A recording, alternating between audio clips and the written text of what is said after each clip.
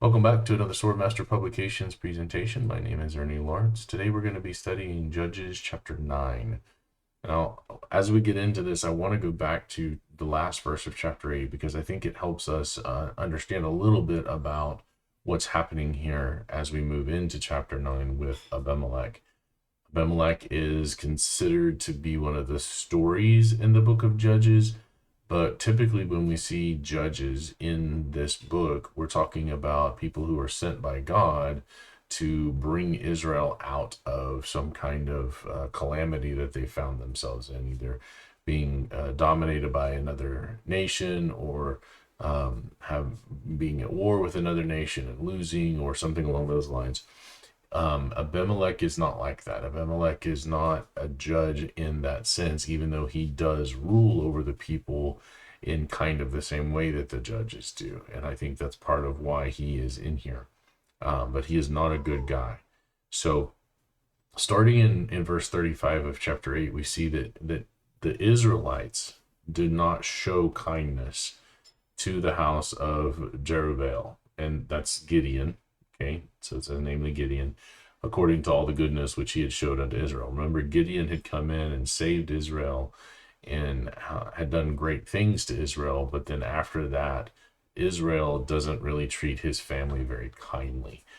Now, Abimelech is part of that heritage, part of that family that is not getting treated very well, and you're going to see that there's a lot of things that are going into Abimelech's circumstances that may prompt him to make the very poor choices that he makes. Now, that is not to excuse Abimelech. We are free will creatures. We have our own choices to make. Abimelech did not have to make these choices at all, but we can see here some of the influence that was in his life, and it starts with the way that Israel treats his family. So in chapter 9, verse 1, it says, "And Abimelech, the son of Jerubbaal, went to Shechem unto his mother's brethren, and communed with them and with all the family of the house of his mother's father, saying, Speak, I pray you, in the ears of all men of Shechem, whether it is better for you either that all the sons of Jerubbaal, which are 70 persons, that is 70, reign over you, or that one reign over you. Remember also that I am your bone and your flesh." So the chapter opens up, and I've got my notes over here that I've been going through as I study and prepare for this. So I'm going to kind of read out of that. Chapter 9 opens up with Abimelech, the son of Gideon, through one of Gideon's concubines, who is from Shechem. And he's not married to her. She's a concubine. So in that sense, Abimelech is kind of a lesser son in that sense. If you're not the son of a wife, in their eyes, you have like a lesser status. And so since she's only a concubine, then he kind of has this lesser status. His name means my father is king. So you can see here that there's a little bit of pride that goes into that. Maybe the concubine, the mother, is kind of scrabbling for or clutching for some of that notoriety that Gideon had by naming her son this. And so you can see that this may have provoked some of that selfish ambition within Abimelech. So after Gideon dies, Abimelech wants to be king over Israel. But for him to do that, he's the 70th or the 71st in the line of succession. He has 70 people that are ahead of him. And so to do that, he's going to have to somehow get past all 70 of those people. So he goes to Shechem. Well, Shechem is a pretty important city in Israelite history. It's prominent even in the days of Abram. God appeared to Abram and gave him those promises in Genesis chapter 12.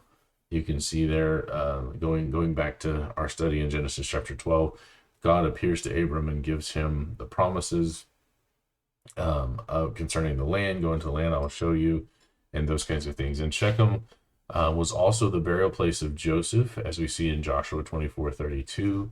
The covenant was renewed with Israel at Shechem in Joshua chapter 8. And then Joshua challenges Israel to serve the Lord in his famous speech in Joshua 24. choose this day whom you will serve. But as for me and my house, we'll serve the Lord.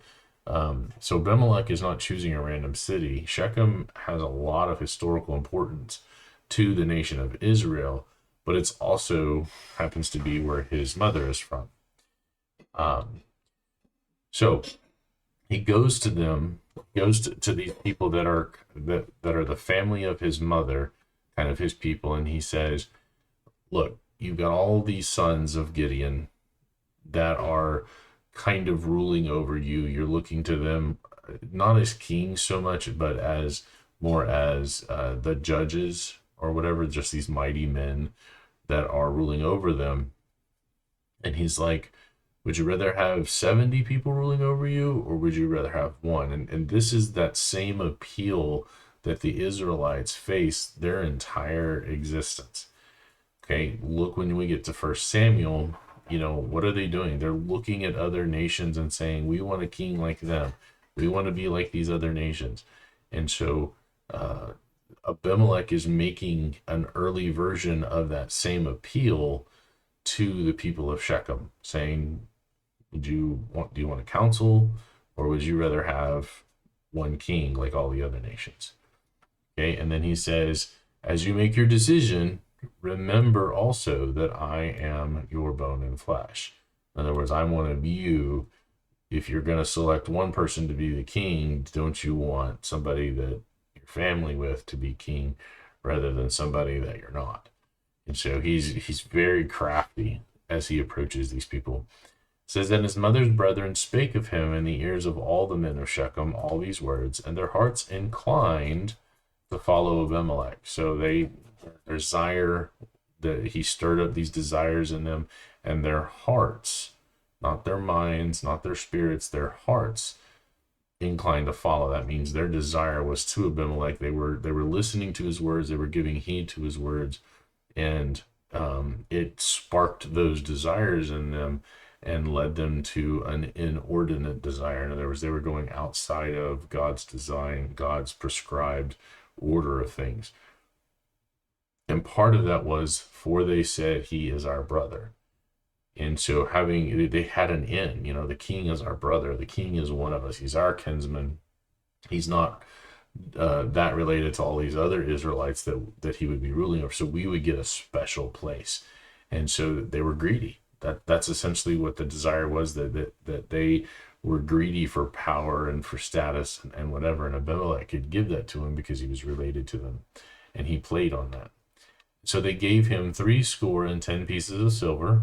They gave him 70 pieces of silver out of the house of Baal-berith. Now remember, Baal-berith is a false god. It's one of those many idols that you see kind of annoying the land of Israel and causing them to fall into idolatry or whatever. But more than that, Baal-berith harkens back to Gideon and what he overthrew. So he was hired from out of that treasury, and it says, wherewith Abimelech hired vain and light persons which followed him. So vain people, the people that were full of themselves, and light persons, this idea is that they were very shallow people, and he was able to buy them very easily, sweet talk them. It was very easy to get them to do whatever he wanted. And so he's basically purchasing these sycophants to follow him and do whatever he wants them to do. It says in verse 5, and he went into his father's house at Ophrah and slew his brethren, the sons of Jerubbaal, being 70 persons upon one stone. Okay, so he slew his brethren, the sons of Gideon, who were 70 persons. So there were 70 brothers, and he slew them. He doesn't slay all of them. This is not a contradiction here. The way that this is worded, it's kind of the weird King James wording of things we're not used to or whatever. Being 70 persons, that's describing the number of brothers that he had, not the number of brothers that he slays. He slew his brethren. He killed more than one. The sons of Jerubbaal, the sons of Gideon, upon one stone. That means he basically was executing them. He had them captured and then just executed. Notwithstanding, yet Jotham, the youngest son of Jerubbaal, was left, for he hid himself. So the youngest son hides and escapes. So only 69 people are going to die during this purge. And then verse 6, and all the men of Shechem gathered together, and all the house of Millo, and went and made Abimelech king by the plain of the pillar that was in Shechem. So they crown him king. He gets everything he wants. They get everything they want. And now Abimelech is king, and to this extent. But Abimelech is more like a pagan king. Now, we've talked in the past about who was the first king over Israel. And a lot of people want to talk about Saul. Saul is not necessarily the first king of Israel. In fact, if you go back and look, Moses is technically the first king over Israel. He is called a king. But then you have from time to time pagan kings that come in during the book of Judges and conquer and rule over Israel. But not being of Israel, we don't really technically count them. They're more like foreign invaders or conquerors over the land. They're not Israelite kings. Abimelech, however, is made king over Israel. And this is still the united 12 tribes. We're not talking about a split kingdom here where you got Israel in the north and Judah in the south. We're before David. We're before Solomon. This is still the 12 tribes. And so Abimelech is made king. Now, here's the thing, and this is why a lot of people will say that he wasn't really the first king. Him being crowned king by the people of the city of Shechem didn't really grant him authority over the 12 tribes. Okay, you have a small faction, a city within one of the areas, one of the 12 tribes, and this guy, he crowns himself king, and he makes the claim, but you're going to see that there's a lot of pushback for that. And so Israel doesn't necessarily have a traditional true king. You have this guy who's kind of setting himself up that way. Okay, so verse 7, and when they told it to Jotham, he went and stood in the top of Mount Gerizim, and lifted up his voice and cried, and said unto them, hearken unto me, ye men of Shechem, that God may hearken unto you. So he's in Gerizim, which is near Shechem, and you have this this historical, not only is Shechem historical, but the two mountains that it's between are also part of this history that the Israelites would know. Shechem sits in the valley between Gerizim and Ebal. And if you'll recall, these two mountains are associated with the blessings and the cursings being proclaimed to Israel. You can see in Joshua 8:33, Deuteronomy 11:29, and 27:12, these blessings and cursings. And Gerizim is where the blessings were. So Joshua would go up and he would pronounce blessings on the people of Israel, and he would be up on Gerizim to do that. And then Ebal was where the cursings were. If you're faithful, if you're righteous, if you do good, then this is going to happen to you. If you are unfaithful, if you're wicked, if you turn from God, then these are the curses that are going to happen to you. And that was Mount Ebal. So Jotham, the remaining son who escaped, goes up to Gerizim, and he cries out to the leaders, and he gives them a parable. And so it's very interesting to remind them, hey, you could be having these blessings, but instead, this is possibly what's going to happen to you. And so here's the parable. I'm just going to read through the whole parable, and then we'll talk about it. It says the trees went forth on a time to anoint a king over them, and they said unto the olive tree, reign over us. But the olive tree said unto them, should I leave my fatness, wherewith by me they glory, or they honor God and man, and go to be promoted over the trees? And the tree said to the fig tree, come thou, reign over us. But the fig tree said unto them, should I forsake my sweetness and my good fruit, and go to be promoted over the trees? And then said the trees unto the vine, come thou and reign over us. And the vine said unto them, should I leave my wine, which cheers God and man, and go to be promoted over the trees? Then said all the trees unto the bramble, Come thou and reign over us. And the bramble said unto the trees, If in truth you anoint me king over you, then come and put your trust in my shadow. And if not, let the fire come out of the bramble and devour the cedars of Lebanon. Okay, so here's an interesting idea. You have the trees. The trees represent the people. And this is very important when you get into things like eschatology and when you get into Bible prophecy and stuff, and you see this idea of trees and the trees being burned up and a third of the trees this and whatever. The trees represent the people of Israel. Okay. And it's important to understand this. The Hebrew people understood this when there was analogies or when there was apocalyptic language being used. They got it. They understood that the reference to trees was to the people. And so you see that here. The trees want a king over them. So they go to anoint a king. And so they go to all of these various different kinds of plants to do that. First, they go to an olive tree. Olive tree was considered the best kind of tree.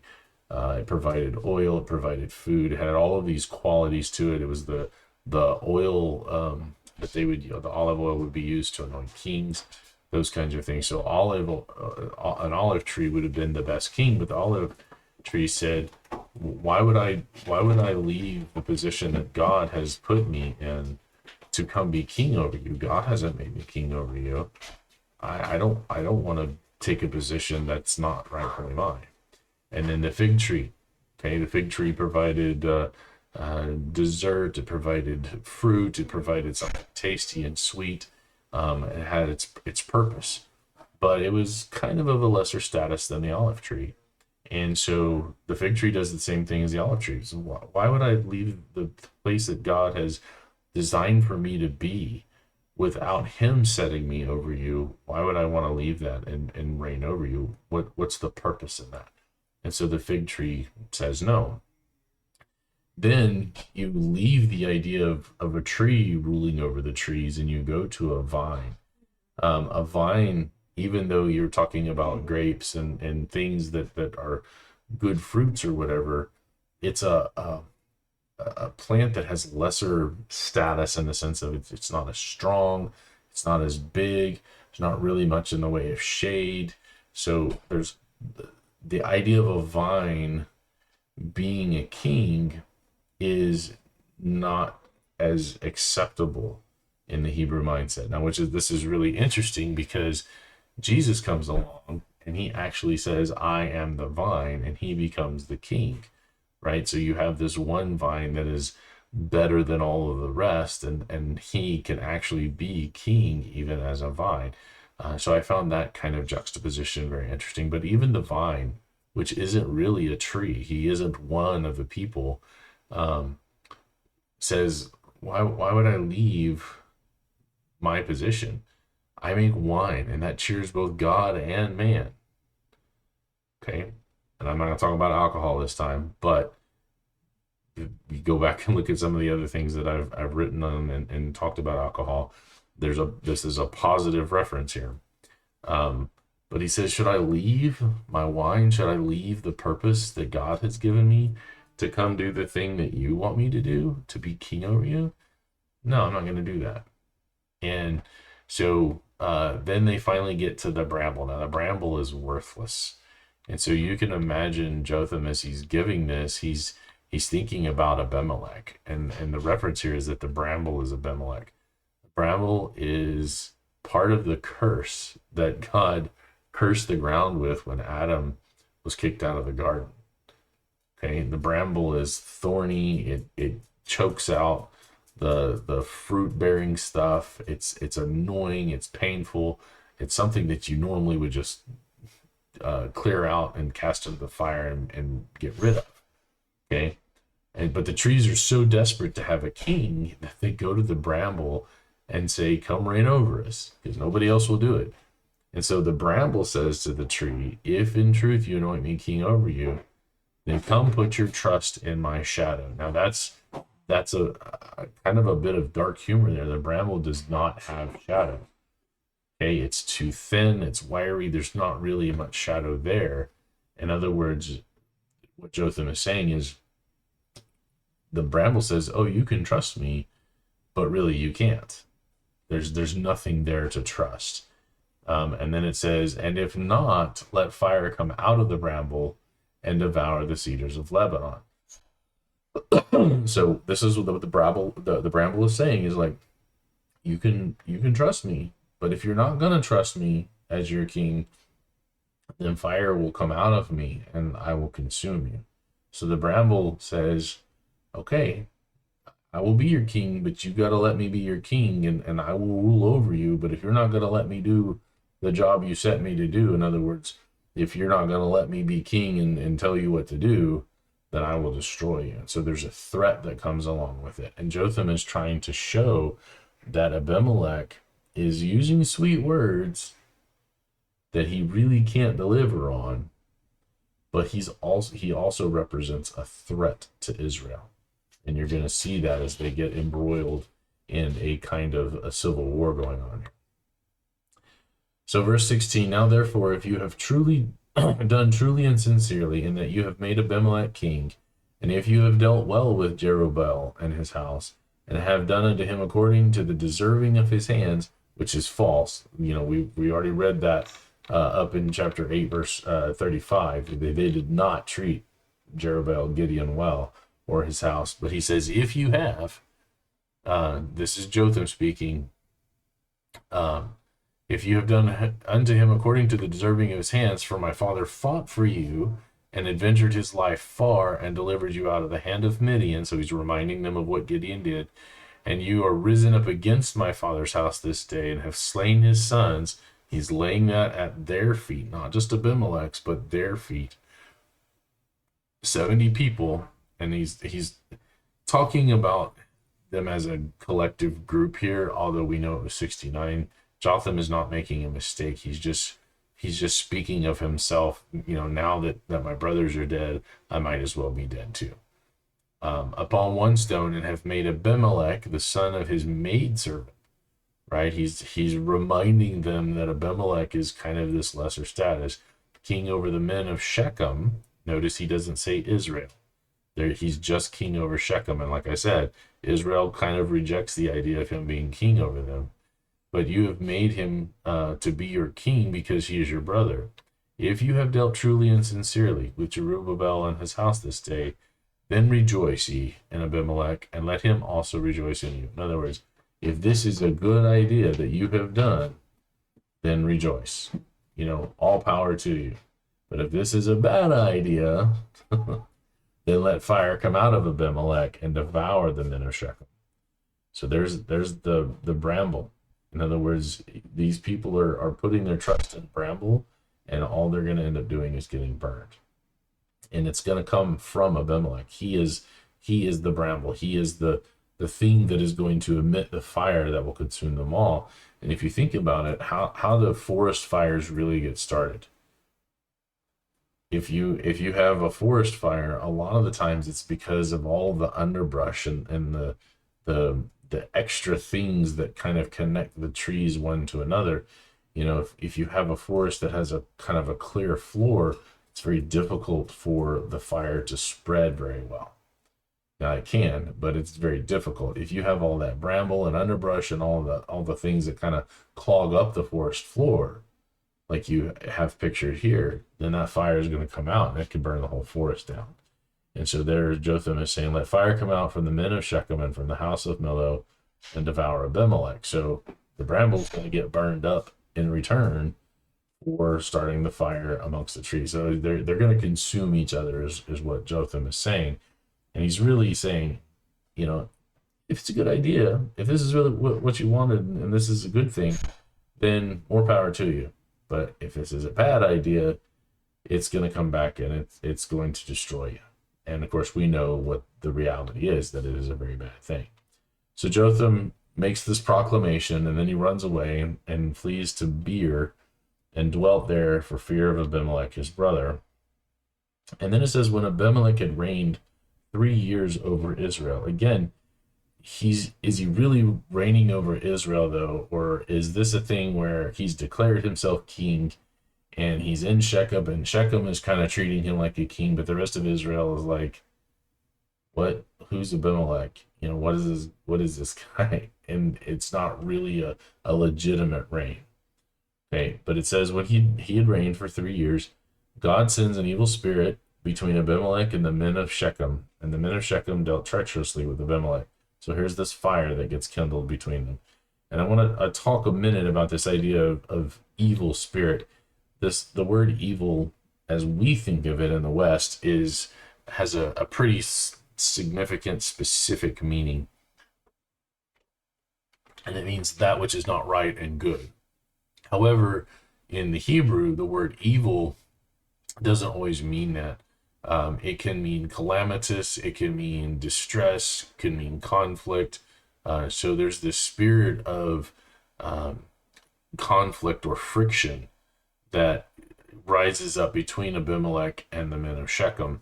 And it says God sent it, but I think this is God sent it in the sense of a providential way. I don't think that there's an actual spirit in the sense of like a ghost or an angelic being or something along those lines.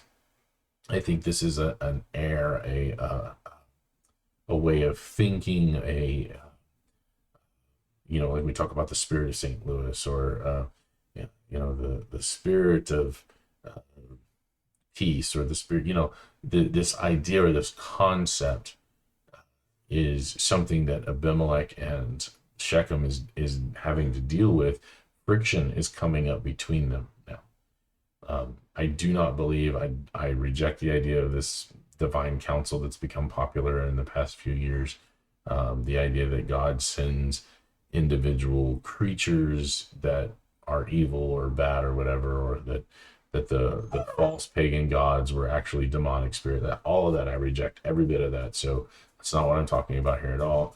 I think the idea of evil spirit here is an air of conflict between Abimelech and Shechem, and that's what's being dealt with. And so they deal treacherously with him. And then it says that the cruelty done to the 70 sons of Jeroboam might come, and their blood be laid upon Abimelech their brother, which slew them, and upon the men of Shechem, which aided him in killing of his brethren. And so I want to kind of bring out this idea, or tease out this idea here, this spirit of contention, this conflict or friction that we're seeing between Abimelech and Shechem is a result of Abimelech being willing to kill 70 people, even though he only got 69 of them. He was willing to kill 70 people to get power and to maintain that power. And you can sense that these were his brothers, half brothers, sure, but they were his brothers. And so you can think the men of Shechem are like, if he was willing to kill that, we're his brethren, we're his family, who among us would he not be willing to kill to maintain his power? And so they're kind of feeling that there's a little bit of a distrust there. Remember, the bramble said, "Trust in my shadow." There is no shadow to trust. And so the actions that Abimelech took are now being reflected on by Shechem. Maybe Abimelech's been a leader for a while, and they don't like some of the things that he's doing, but they're afraid to speak out about it because he killed his brothers. What would prevent him from killing any of them if they started speaking up against them, if they got in his way? Okay, so that I think is more the spirit of contention, or the calamitous spirit that is being sent, and it's providential rather than supernatural. And so it says the men of Shechem set liars in wait for him. They're going to ambush him in the top of the mountains, and they robbed all that came along that way by them, and it was told Abimelech. So you have these men that are robbers. They're kind of guarding the road, the pass, and they're up on the mountains and stuff, and everybody that comes along, because they're trying to draw Abimelech out, everybody that comes along, they rob them. But they're ambushers. They're waiting specifically for Abimelech. And then it says, and Gaal, the son of Ebed, came with his brethren and went over to Shechem And the men of Shechem put their confidence in him. Now, Gaal means loathing in Hebrew. And I don't know if this was a nickname or if his parents were just having a bad day or whatever. Why would they name their son Gaal? Why would they name their son Loathing? And so who knows? I mean, we don't know. We can speculate, but that's what his name means. Gaal, the son of Ebed, came with his brethren. So now you have another kind of family unit. And the Shechemites, the people that had put Abimelech as king, now put their trust in Gaal. And so they have this bad habit of trusting these powerful men to take care of their business, and it's not going to turn out well for them. And so they went out into the fields and gathered their vineyards and trode the grapes and made merry and went into the house of their God and did eat and drink and cursed Abimelech. Okay, so their God, remember, this is not Yahweh that we're talking about. Shechem is the Belbereth. Okay, that's their God. And so that's what it's talking about when they go in and they eat and drink and whatever. They're celebrating and they're cursing Abimelech. Okay, so they're talking bad about him and they're having a party and whatever, and they're worshiping their fake god. And Gaal, the son of Ebed, said, "Who is Abimelech and who is Shechem that we should serve him?" So he's not asking because he doesn't know. He's, who's Abimelech? Who is this guy? Who does he think he is, right? And who is Shechem? Who are we that we should serve him? Is not he the son of Jerubbaal? So now all of these other guys that were killed, remember, you can see this kind of contentious spirit between them. Is he not also a son of Gideon?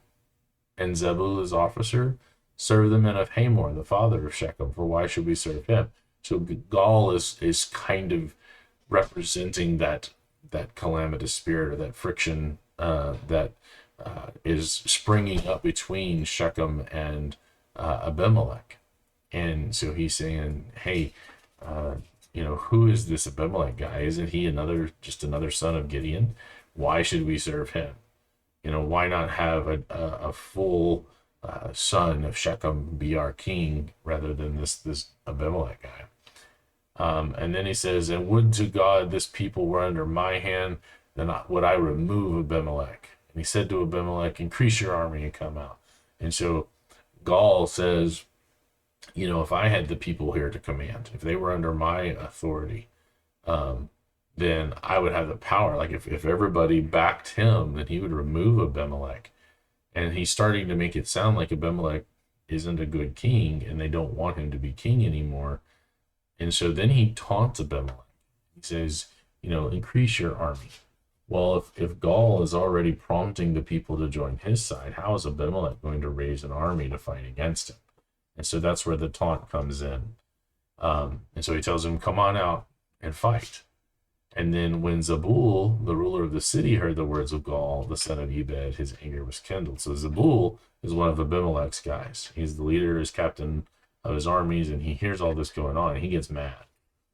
Okay, so he sends his messengers unto Abimelech privily, saying, behold, Gaal, the son of Ebed, and his brethren be come to Shechem, and behold, they fortify the city against you.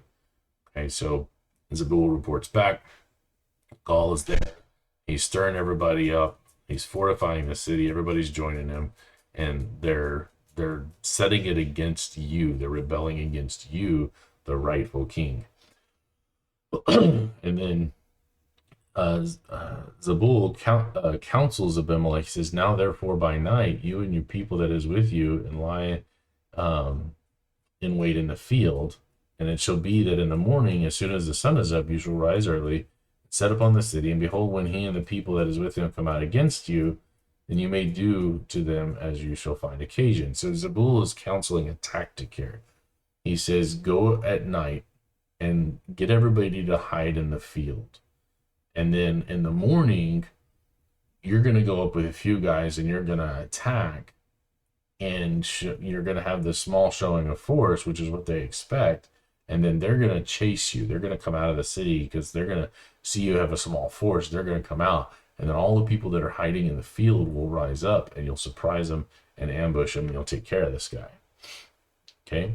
So Abimelech rises up and all the people that were with him. Remember, the fire's going to come out of the bramble first. And so that's what's happening here. The Abimelech rose up and all the people that were with him by night, and they laid wait against Shechem in 4 companies. And Gaal the son of Ebed went out and stood in the entering of the gate of the city. And Abimelech rises up, and the people that were with him from lying in wait. And when Gaal saw the people, he said to Zebul, Behold, there come people down from the top of the mountains. And Zebul said unto him, You see the shadow of the mountains, as if they. So in other words, Gaal is kind of wise to this. He sees, there's some people that are coming down that are going to ambush us. And Zebul says, You're seeing shadows. There's nothing there. And Gaal spake again and said, See, there come people down by the middle of the land, and another company will come along by the plain of Meonenim. And Zebul's saying, Look, you're jumping at shadows, man. There's nothing there. So he says unto him, Where is now your mouth, wherewith you said, Who is Abimelech, that we should serve him? Is not this the people that you have despised? Go out, I pray now, and fight with them. In other words, Zebul is kind of there egging Gaal on, or Gaal on. He's like, you were talking trash the other night. Where's this trash talking now? Are you afraid? You're seeing the people that Abimelech actually has with him, but now you're making excuses, claiming people are coming down from the mountain, that people are coming out from this other land and whatever. Where are you chickening out? Go out and fight this guy. And so Gaal allows himself to be goaded, and he goes out before the men of Shechem and fights with Abimelech. And Abimelech chased him, and he fled before him, and many were overthrown and wounded, even unto entering the gate. So Abimelech is able to beat him, because he did ambush him. He really was bringing in all these soldiers. And Abimelech dwelt at Arumah, and Zebul thrust out Gaal and his brethren, that they should not dwell in Shechem. So Gaal and all the troublemakers get kicked out. And Abimelech's there, but Abimelech's not happy. So it comes to pass on the morrow that the people went out into the field, and they told Abimelech. They took the people and divided them into 3 companies, and laid wait at the field, and looked, and behold, the people were come forth out of the city, and he rose up against them and smote them. So these are the people that were rebelling against him, Shechem, the people that were supposed to be his family. And they're the ones that had originally made him king, and now they're listening to this guy Gaal stir them up, and they're siding with him. They're fortifying the city. And so he takes his armies and he hides them in the fields again. And then when the people think all is clear, they come out of the city and they're ambushed, and Abimelech slays them for rebelling against him. Okay, so there's again that fire coming out of the bramble. And Abimelech and the company that was with him rushed forward and stood in the entering of the gate of the city. And 2 other companies ran upon all the people that were in the fields and slew them. And Abimelech fought against the city all that day. And he took the city and slew the people that was therein, beat down the city, and sowed it with salt. And so he finally is able to break into the city and conquer it. He's defeated Gaal and gotten rid of his men and whatever. And then you have the more people are kind of defeated or whatever outside of the walls. But Abimelech also takes the gate and is able to break into the city, and now they take all of that. And so after the defeat, he sows the city with salt, all of their fields, all of their crop. When you do that, you make the land not able to grow. So he's really punishing them.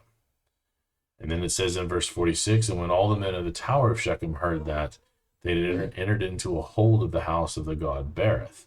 So again, this is Baal Berith, right? This is their fake god. Baal, remember, Baal just means Lord, or it's a reference to the fake gods. And so you have Baal Berith, or God Berith, and they go into this temple, and they're holed up there. And it was told Abimelech that all the men of the tower of Shechem were gathered together, and where they were. And so Abimelech gets up to Mount Zalmon, he and all the people that were with him. And Abimelech takes an axe in his hand and cuts down a bow from the trees, and took it, laid it on his shoulder, and said unto the people that were with him, What you have seen me do, make haste and do as I have done. So he goes out and he gets an axe, he cuts down some branches, and he's like, y'all go do the same thing. Do the same thing that I've done. And so every man goes out and cuts down a bow or a limb, and follows Abimelech and puts them to the hold and sets the hold on fire.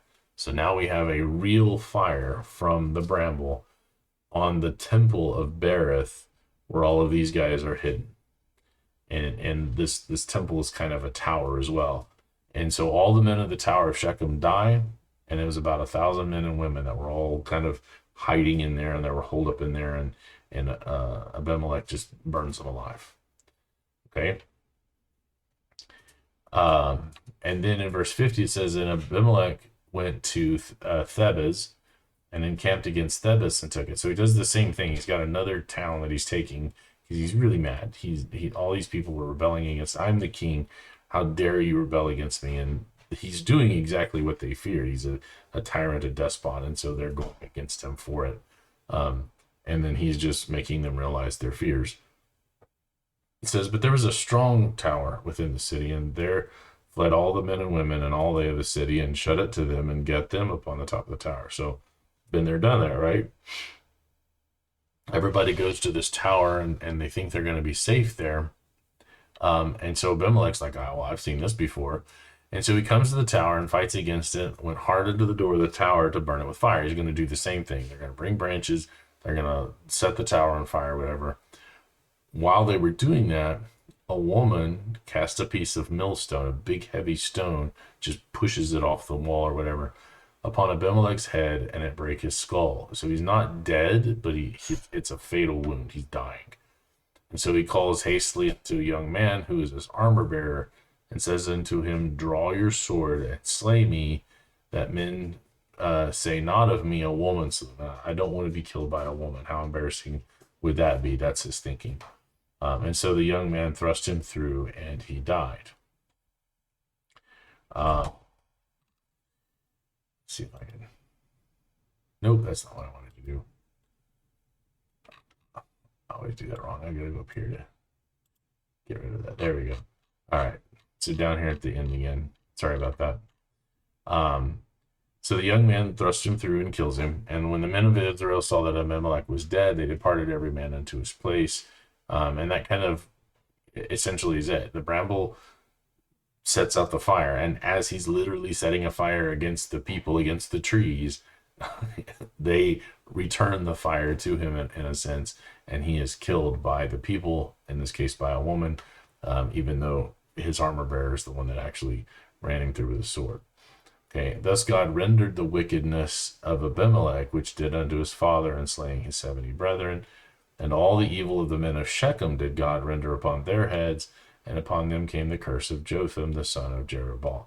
So everything came to pass as God had rendered to them and said through Jotham that would come about. And I really believe that this isn't God manipulating things supernaturally. I think this is God just kind of declaring what he knew was going to happen, because this is what happens when people make these choices, is that evil consumes itself.